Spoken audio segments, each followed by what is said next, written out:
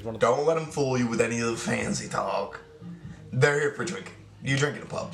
You drink in a pub, you drink to have some good food in a pub, and you drink to have, I think, more of an atmospheric sort of time. I think pubs' atmospheres are so much better. What is going on, guys? It is JJ here, back with a new video today. Once again, today we're going to take a look at the 7 ways that British and American pubs are completely different. Obviously, pubs in America are developed from what British people have as pubs, and it's going to be, I think, one of those very, very surprising and very, very interesting videos for me, especially because there are a couple of pubs in my hometown that I actually love. I lived above a pub for an entire year. You guys can go back and look at videos on this channel, and you can see me recording from the middle of the living room, sort of with a window right behind me on a little black futon. That is me above a pub. So we're going to take a look, however, at the 7 ways that British and American pubs are different. We may not make it through the entire video in terms of its length, but I want to get all the 7 ways in and at least talk to you guys about it. But yeah, let's get into the video. As well, guys, you can find the original video just down in the description below. By state, but there's not a single one in the Union that mandates that pubs close as early as that. Hello, I'm Lawrence, and I'm on a quest to uncover all of the memos that Britain and America lost in the pond, and one of those memos pertains to pubs. Pubs, where would we be without them? A question that's been decisively answered in the hellscape that is 2020. In fact, while we're on this man could put me to bed simply by talking. I love his voice. His voice is very melodic and smooth and sort of jazzy. I love it. Of the pandemic. Do keep in mind, Uncle Toby, that a lot of what you're about to hear in this video might temporarily not be true.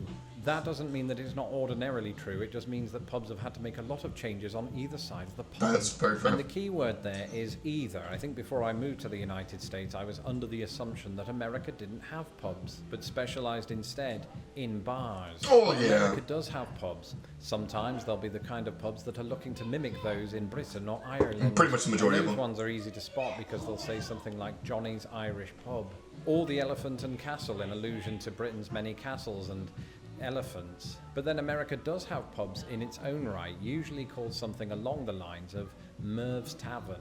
And since I'm now familiar with how pubs operate in both countries, I thought this would be a great opportunity to talk about 7 ways that British and American pubs are very different. So go and order yourself a pint of Foster's or...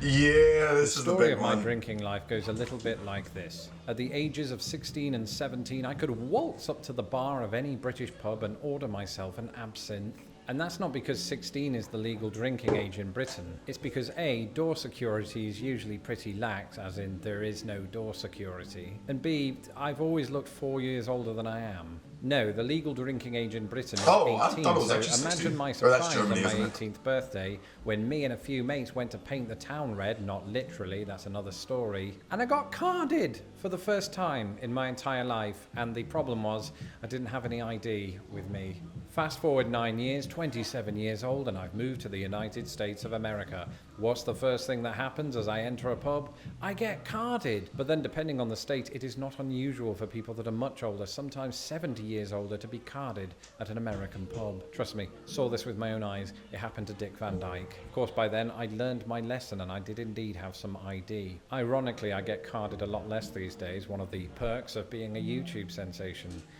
Yeah, I was going to say 38 years old probably do it to you. The legal drinking age in the United States is 21, but that hasn't always been the case. In some states, it was even once like Britain, a pub could legally serve somebody who was 18 years or older. In 1969, while so I live near the Wisconsin border, and actually in Wisconsin, if you have a parent and or adult with you, the legal drinking age is 18. They were also one of the first states to bring down the bar restrictions for a pandemic. So take with that information what you will.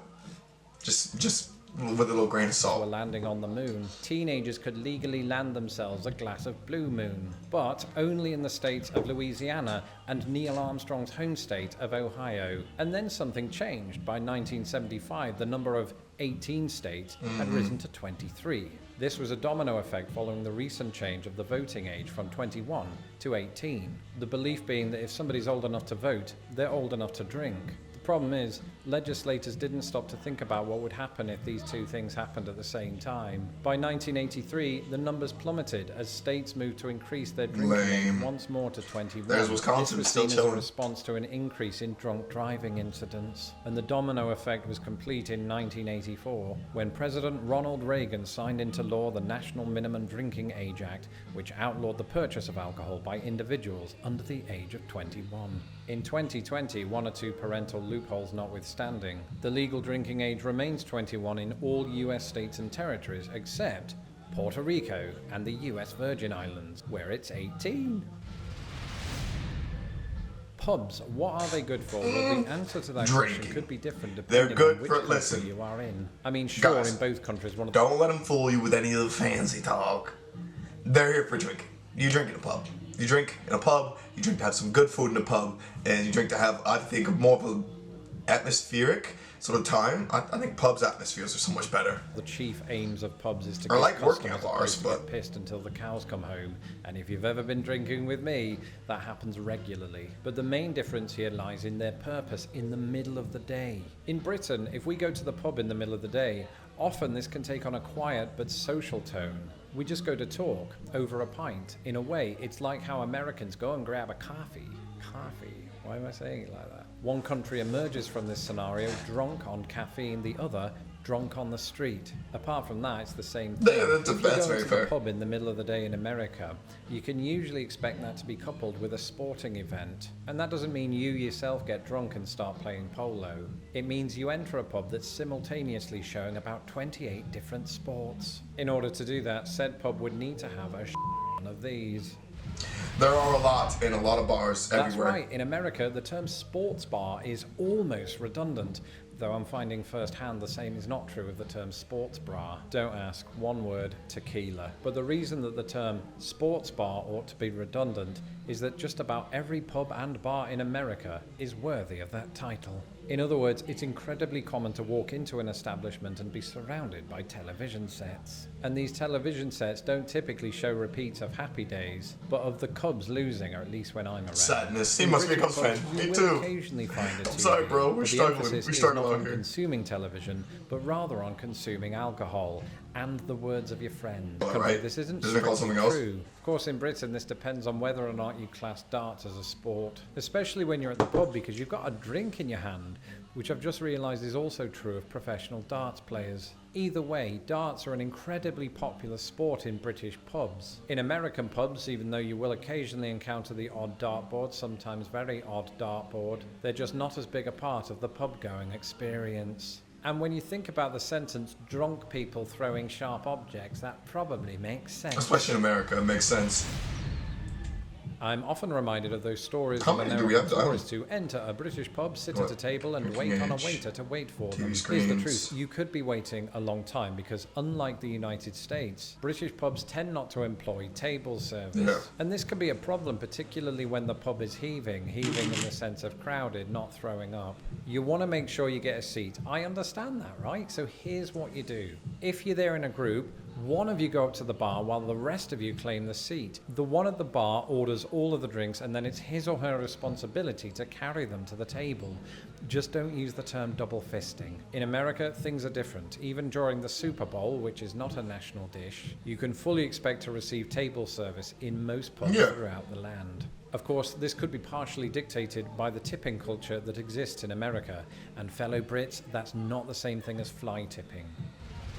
Beer selection. Okay. At the end of the day, hear we me go out to the before pub to beer get selection. absolute- I mean, the last thing he's going to realistically talk about is the type of entertainment and the stuff that goes on in pubs.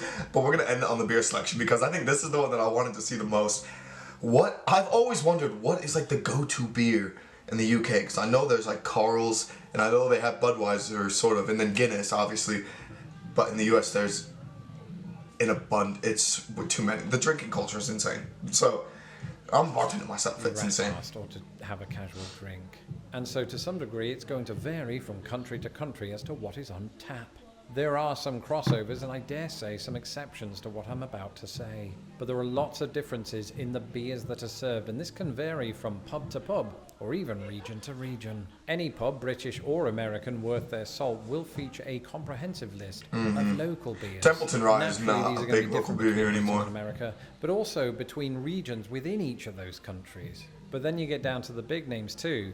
In Britain, you're far more likely to be ordering the Australian beer Foster's than you are Samuel Adams. If that's not your Carlsberg, bag, yeah. there's always Carlsberg Carling. or Carling. In America, Budweiser or Miller Lite. Bud Light. And if you want one that unites the two countries, you could go for the Belgian beer Stella Artois. Great beer. Which in Britain is trashy and in the US Great it's beer. classy. And then, of course, there's the pint size itself. Let me go back in time and hand you over to Lawrence from a few months ago. Great Britain might be unfairly known for its warm beer, but at least you get more bang for your buck, or should I say quid. You see, a British pint is larger than its American counterpart. To some, that might sound like something that I cooked up after, 4 pints of Stella, especially since each country defines a pint as 1/8 of a gallon. But here's the catch. Gallons are different too. In the US, a gallon is equal to 3.79 litres. In Britain, it's equal to 4.55 litres. So It's 1/8 of a saddening. US It's very, very gallon gives saddening. you a It pint makes of me so... 473 millilitres. A good old British pint. I'm drops mad. in- I'm mad now. You know what? I'm done with this. I'm done with this video. Obviously, these are very, very funny ways that British and American pubs are different. Dark boys is kind of self-explanatory. Sports bars. Sports bars. And then, obviously, the size of different beers. I knew Stella was one that was kind of probably mixed in between the two, but things like Corona, for example, or Blue Moon, or... You guys gotta let me know your thoughts down in the comments below on the video, and I will catch you guys for a new one. Peace.